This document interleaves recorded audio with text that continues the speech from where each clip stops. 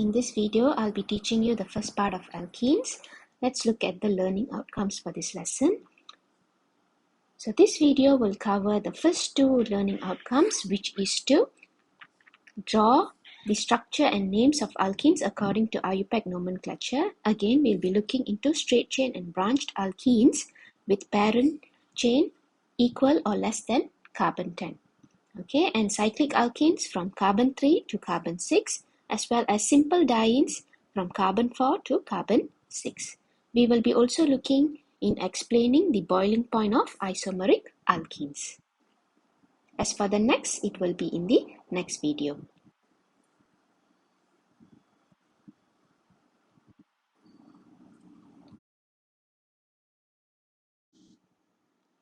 Now let's begin with the general formula of alkenes, which is CnH2n, whereby N must be minimum 2 carbons. For example, if N equals to 3, that's going to give you the formula C3H6, and that would be our propene, and this is the simple structure of propene. Since it's alkenes, make sure you include a double bond between the carbons. Next is the explanation why alkenes are described as unsaturated hydrocarbons. We have seen this in the last chapter, but I'm going to repeat this. This is because they have carbon-carbon double bond and other atoms can add themselves via simple addition reaction. If you can remember specifically, it was electrophilic addition reaction. Okay, whereby alkenes undergo this addition reaction. So the word unsaturated means that the carbon atoms are not bonded with the maximum number of atoms that they can. Alright, so for example, as you can see here, 2 atoms can join into the 2 atoms of the carbon-carbon double bond in the alkenes. So we have got space here. So that's what unsaturated means, because they have not been bonded to the maximum number of atoms and there is space for atoms to join in. Alright. So next is the naming. So we have got few steps here. Step 1 is same as what we did for alkane, which is to determine the parent name. So how are we going to determine the parent name?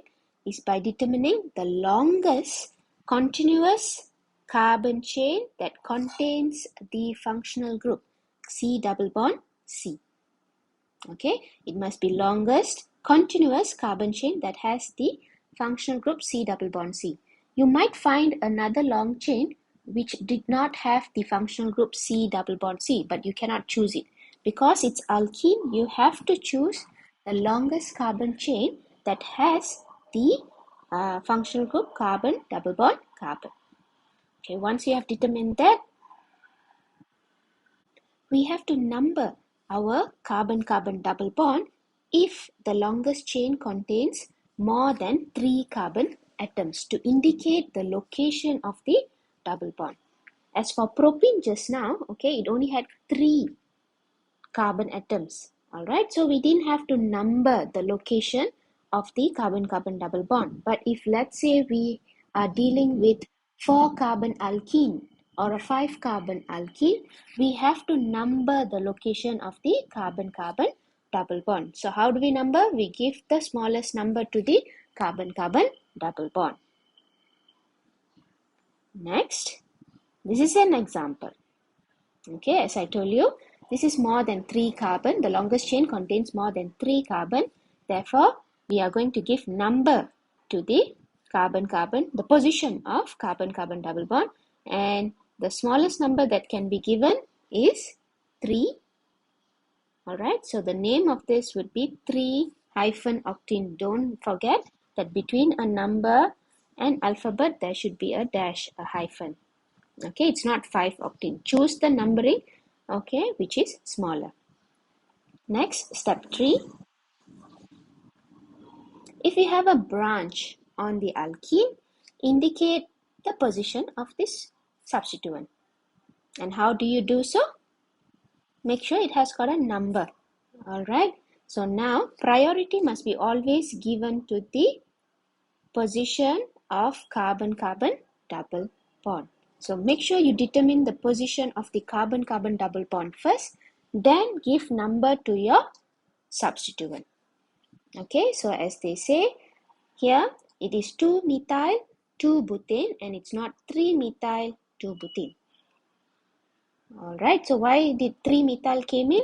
Because they counted from right to left. So if you are counting from right to left, okay, the double bond will be still at position number 2, but the methyl would be at position number 3. That gives a bigger combination, which is 5. Okay, whereas if you are counting from left to right, the double bond is also at position number 2 and the methyl group is also at position number 2, and that would give a sum of 4, which is smaller. So obviously you're going to take the name that gives the sum of numbers which are smaller. Alright, so that's another step that you have to remember. And similarly, if you have multiple branches or multiple substituent, okay, you are going to name them accordingly using prefixes, something like di and tri that we have learned in alkane. Okay, so let's look at this. So this here, okay, prioritize the longest chain that contains your carbon-carbon double bond. So that would be that. Okay, and give numbering towards it. As you can see, number 2 is the smallest number that we can give to the carbon-carbon double bond, and we are going to maintain that. If I were to count from this side, okay, that would give us 1, 2, 3, 4, 5, 6. So that would give us number 4 for our carbon double bond. So we don't want that. Okay, 4 is obviously bigger than 2. So now we have confirmed the position of our carbon-carbon double bond. Therefore, we are going to take the numbers as it is, and the position of the substituent is going to be at position 2 and also position 5.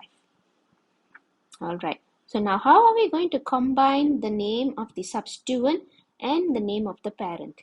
So the name of the parent was 2-hexene. Alright, so we have got 6 carbon and the double bond is at position number 2. So we give it a name of 2-hexene, and the name of the substituent, as usual, it's going to come in front. So the substituent is methyl and there's 2 of them. So it's going to be dimethyl and it's going to be 2,5-dimethyl 2-hexene. Okay, for those of you who can recall from SPM, we used to give you names of alkene that looks like this. Okay, for now, please remember the numbering must be always kept in front. Okay, we no more use this. Although this is still correct, but we no more use that way. Okay, put the 2 in front to indicate the position of the double bond. Okay, so let's continue with step number 4. What happens when we have multiple carbon-carbon double bond? Okay, so when we have multiple carbon-carbon double bond in a single longest chain, example, there's 2 carbon-carbon double bond here, we include the prefixes like di in front of the "-ine". Okay, so here what do we have? It's a 4 carbon chain and it has got 2 double bonds at position number 1 and also position number 3. So it's going to be 1,3-buta-diene. If it was just 1 double bond, maybe at position number 1, we would call it 1-butene. Alright, but now you have to separate the but and the "-ine and place the prefix in front of the "-ine". Next example, okay, since this carbon chain has got 3 double bonds, we are going to use the prefix tri in front of the "-ine. And the longest chain has got 7 carbons, so it's heptatriene. And where does this double bond come? It's going to be at position 1, 3, and 5. So I hope you are getting a picture of it. Let's continue. What about cycloalkenes or cyclic alkenes? Alright. So here, it is important for you to remember the double bond has the highest priority. Therefore, you always give number 1 and number 2 to the carbon-carbon double bond. So it can be either number 1 on top or number 1 at the bottom, but make sure the carbon-carbon double bond is where the number 1 and number 2 is. Alright, okay. Now, if there is substituents, alright, if there is substituents, you can confirmly tell that that position will carry number 1, because that gives the double bond, that gives the carbon at the double bond higher priority compared to the one that doesn't have the substituent. Alright, so here the number 1 would be for the upper carbon and number 2 will be for the lower carbon. So it will be 1-methyl cyclohexene.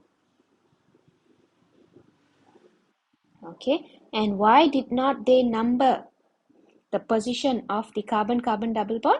Because there's only one carbon-carbon double bond. Definitely we are going to know that it will be at position number 1 and position number 2. So it's a bit redundant if I put here again number 1 in front of cyclohexene. Okay, similarly this also, as you can see, there is only one carbon-carbon double bond in this cyclic compound. Alright, and you can see that I told you number 1 and number 2 must be given to the carbon-carbon double bond.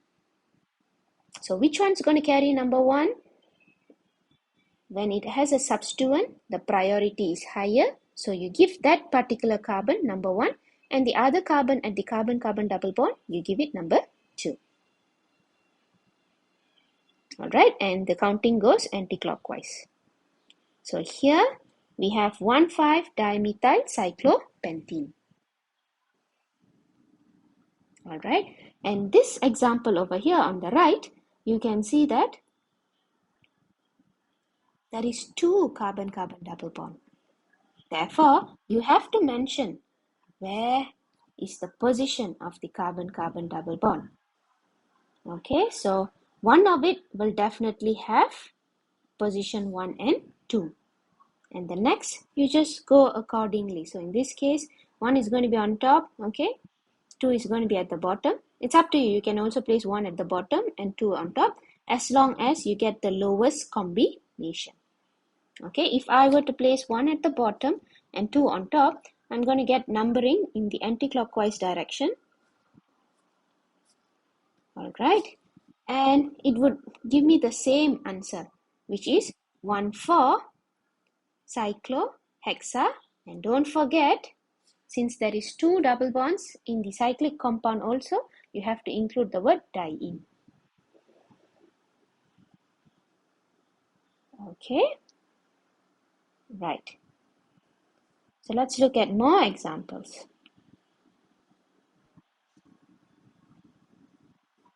Now in this example, as you can see, the carbon-carbon double bond is present, okay, and there is no substituent on top of it. So how do you go about numbering? You must remember a functional group has the highest priority when we are giving a name. So we definitely would want to put 1 and 2 on top of carbon-carbon double bond. Doesn't matter. Tak ada substituent ke, ada substituent. Okay, 1 and 2 must be given to carbon-carbon double bond. Alright, kalau ada substituent on top of the carbon-carbon double bond at one of the carbon-carbon double bond, it makes it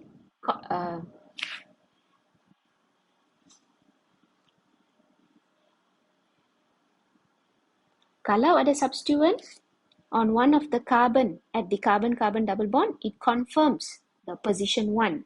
Okay, if not, it's okay. You're still going to put 1 and 2, and you are going to arrange it either clockwise or anti-clockwise to get the lowest combination of numbers. So if let's say I want to start here with 1, and the upper one I'm going to give it 2, and it's going to follow an anti-clockwise direction. Let's see what is the name that we are going to get. So we would have, alright, at position 4 and position 6, a dimethyl cyclohexene. And obviously this is not the preferred name, because the combination is going to give you 4 and 6 is going to give you 10. So we don't want that. Okay, definitely 8 is a better number here. All right. So similarly, here, number 1 and 2 must be given to the carbon-carbon double bond. And it's up to you.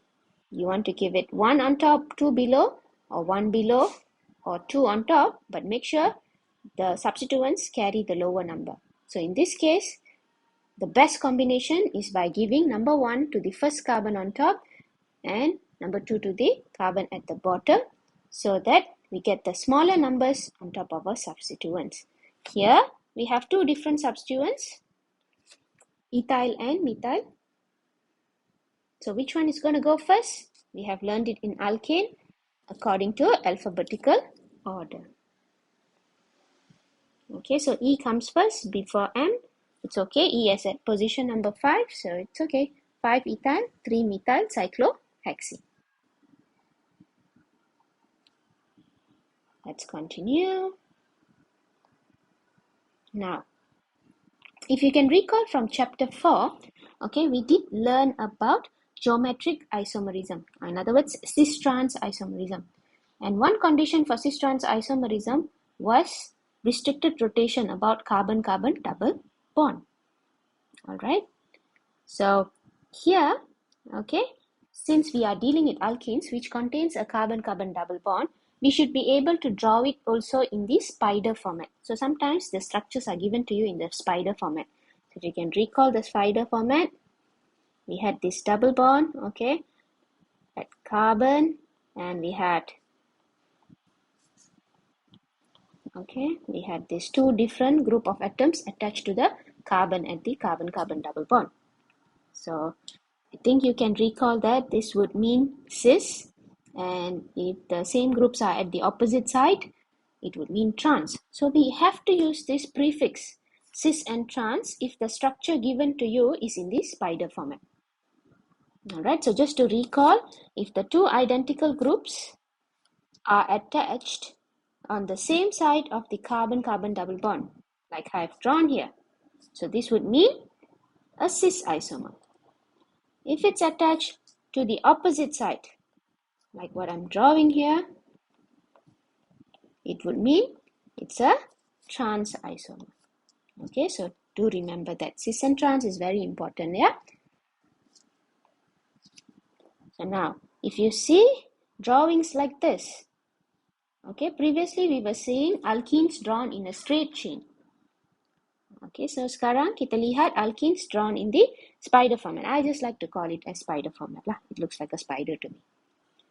Alright, so first of all, how are you going to name? Again, we follow our steps. Count the longest carbon chain with the carbon-carbon double bond. So I'm going to start from left to right. 1, 2, 3, 4, 5. Okay, so 5 carbon in the longest chain indicates it's pentene. And where is the position of the carbon-carbon double bond? At 2. Okay, so we have hydrogens on the same side. Okay, the groups are on the same side. Therefore, it would carry the prefix cis. So you have to include cis-2-pentene. Okay, put a hyphen between the alphabet and the number. So if the structure is given to you in the spider format, so memangnya kena include cis or trans. If it's just drawn as normal, for example, if it's just drawn as this, CH3, CH, double bond, CH, CH2, CH3, okay, if it's just drawn as a straight chain like this, you can just name it as 2-pentene. But if it's drawn, okay, in the spider format, you have to give the word cis in front or trans. Okay, so if that is cis, this is going to be trans 2-pentene. Again, counting the longest carbon chain. It's actually the same, just that now they have drawn the hydrogens at the opposite side.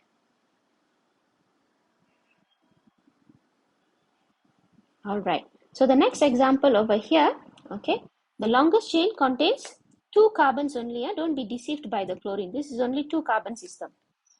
Okay, so 2 carbon means is ethene. And what are the substituents on ethene? Chlorines. So we have to use the word chloro. And where are they? They are at position number 2. And there is 2 identical ones. So 1,2-dichloroethene. And you can see that the chlorines and the hydrogens are at opposite. So it's going to be trans 1,2-dichloroethene. Okay, if it was just drawn as usual, for example, CHCl, all right, bracket this, double bond, CHCl. So we can just name it as 1,2-dichloroethene. All right, give the word trans if it's drawn in the spider format. It can be either trans or cis, depending on the structure drawn. Okay, now let's continue to the physical properties of these stereomeric alkenes. So cis isomers have higher boiling points compared to the trans isomers. Take note of that. Okay, the reason for this is that the cis isomer has got a net dipole moment. As you can see, the dipoles here. All right, so the net of it will be upwards. So mu is not equals to 0. Okay, so leading towards a polar molecule and therefore stronger van der Waals forces. A trans isomer pula is a non-polar molecule because you can see the dipole moments can cancel each other. So mu equals to 0. All right, so please remember this. And what about the other physical properties? So here, alkenes from C1 to C4, similar to alkanes, are gases. C5 to C14 are liquid, and C15 above are solid alkenes. And as alkanes, the boiling point of alkenes also increases gradually with molecular weight, meaning from C1 to C10, okay, the boiling point increases. So why so? Because when the number of carbon increases, we are looking at increase in molecular size. Therefore, the contact surface area also increases, meaning the van der Waals force becomes stronger. So you require more energy. More energy is required to overcome the stronger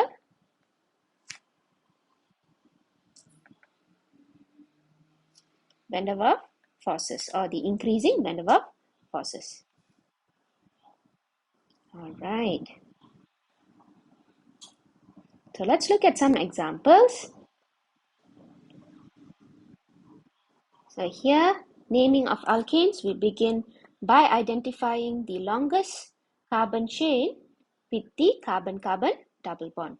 Okay, recall that I said that you have to choose the longest chain with the carbon-carbon double bond. You cannot choose something that is looking like this. Okay, this also has got 4 carbon, betul? But you cannot choose that. No way.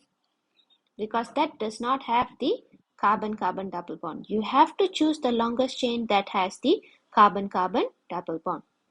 Okay, so let me erase that. So that would be this straight chain over here. And give number to your carbon-carbon double bond because it's more than 3 carbons. 1. Okay, and that brings number 2, number 3, and number 4 for your substituent. So at position number 2 and number 3 for your substituent. So what do we have here? We have here 2,3,3 trimethyl because they are all the same. Okay. 1 butene. Next up. Okay. Longest chain identified. Give number okay, to your carbon-carbon double bond. This starts numbering from the right to left. If I were to do from left to right, okay, it would mean my carbon-carbon double bond is at position number 3. Okay, that's still fine. However, my substituent, the branch, will be at position number 4. So I'll be getting a combination of 4-methyl and 3-hexene. So that's bigger. Okay, that would give me 7. So we don't want that. Therefore, make sure your numbering yields the smallest combination. And what is drawn to you so far is all the condensed structures. Okay, you must be also able to name when skeletal structure is given to you. So recall that each turning, okay, is a carbon. So we have got 1, 2, right, let me use a different color for this. So we have got 1, 2, 3, 4, 5, 6, 7, making it heptene, and the carbon-carbon double bond is at position number 3. Okay. Now some of you might be asking, Madam, this is between 3 and 4. So you take the smaller number lah. Yes, the carbon-carbon double bond is between carbon 3 and carbon 4. You need 2 carbons to form the carbon-carbon double bond. So you are going to take the smaller number, obviously. And here, what do we have? The longest chain is an 8 carbon, and the double bond is at position number 2. And at position number 2 also we have got a branch. Okay, remember, just a line at the bottom here indicates it's a CH3 group. So 2,5-dimethyl 2-octene. That would be the answer. More examples.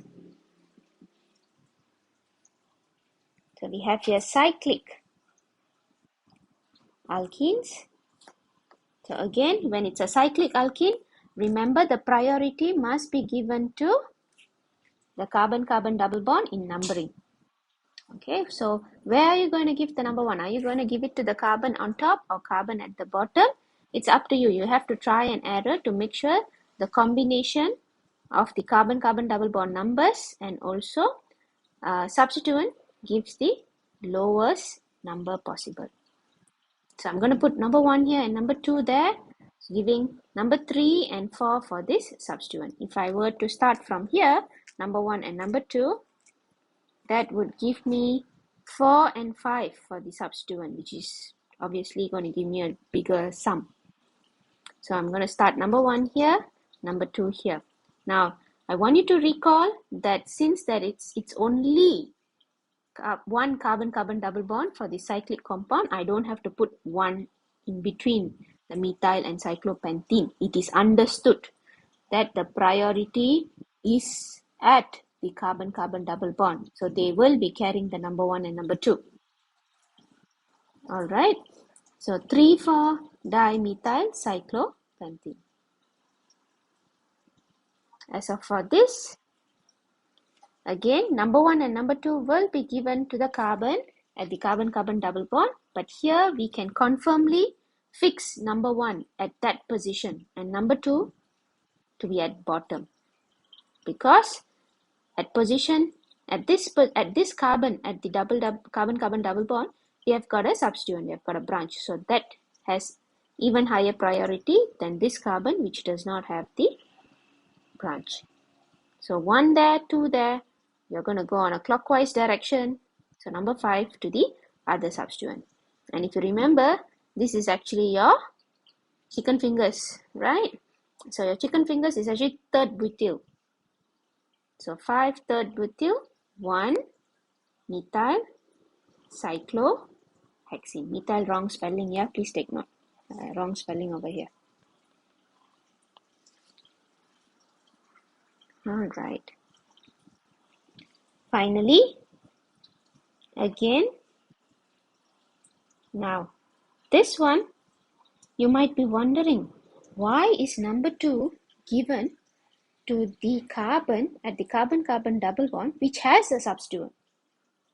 Alright, so this case, Always remember, when we have more than one carbon-carbon double bond in the cyclic system, we have to prioritize the number of the position for the carbon-carbon double bond. All right. So if I were to give number 1 here and number 2 here, number 3, number 4, and number 5, you can see that the position of the carbon-carbon double bond, it's no more 1, 3. It will be 1, 4. Okay. Although the substituents will be at position 2 and 3.